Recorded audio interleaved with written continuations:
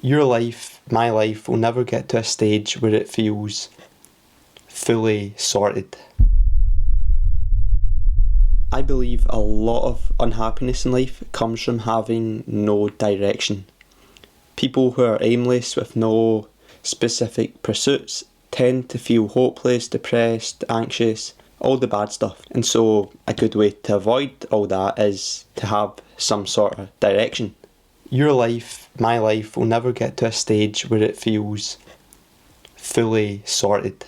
A lot of people think to themselves that when they get to this stage in their life or they learn this skill, that their life's going to be easy from there on out, and that they'll basically just be on track to live out the rest of their lives in this elevated state of happiness. But unfortunately, it doesn't work that way. I've already achieved the things I said would make me happier, and I've bought the things I said would make me happier, and it probably did for a few minutes or days or months, but you eventually level out and return to your baseline happiness. And so the key to a fulfilling life is to basically understand that nothing you achieve will give you that everlasting happiness. And so you may as well just do nothing, pursue nothing, and basically just do nothing with your life. Now, I'm kidding, obviously, but the point I'm trying to make is that everybody loves anticipation. I think most people enjoy thinking about the future in a negative-free way. But just because the happiness you get from achieving something might not be as satisfying as you expect it to be, doesn't mean those things aren't worth pursuing anyway. And so the best way to give yourself some sort of direction is to set yourself goals and pursue those goals, all while knowing that the happiness you get from pursuing those goals is 80% of the reward.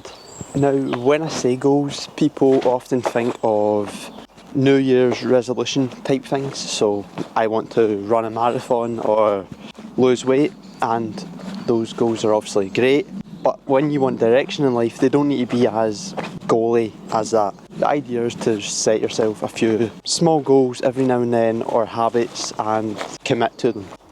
So I set myself 6 goals every year, as well as 3 strategic goals every month. But I'm going to focus on the yearly goals for this video.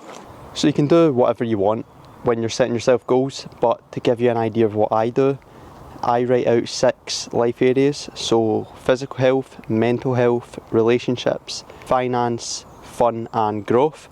I will then spend up to a month thinking of goals that I could set myself. There's the whole SMART goal system, but I don't use that. As long as they're specific and measurable in some sort of way, that tends to be good enough. And then once I've got those 6 goals, I'll set small side quests for each of those goals. So as an example, for my physical health goal this year, I went for log 180 hours of workouts and be able to do 100 consecutive push-ups. Do I think I'll be able to do that? Maybe. The push-ups one, probably not. For the fun one, I've got watch all 50 of the greatest movies, plus go to the cinema 3 times. And as you can see, I've done one of the milestones so far. It's good to have a fun, sort of easy set of goals every year. You don't want them all to be, drilling hard things to do. So that's an example of what a fun related goal could be.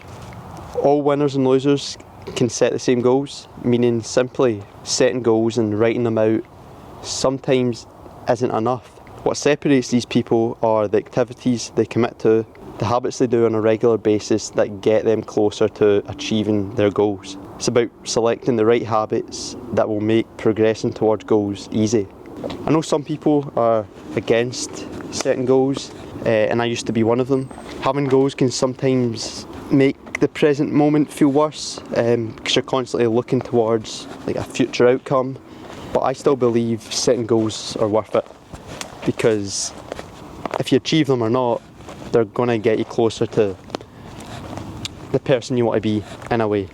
Whenever you feel rubbish or stuck in life, it's usually just a sign that you're not growing and lack a sense of direction.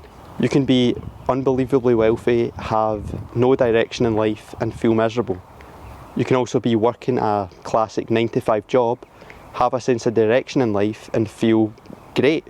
So I do feel like it is important to remember that your life will never feel fully sorted. It will never get to a stage where you're problem free. And so giving yourself a handful of goals and committing to them, it can give you a nice sense of direction and likely make you happy.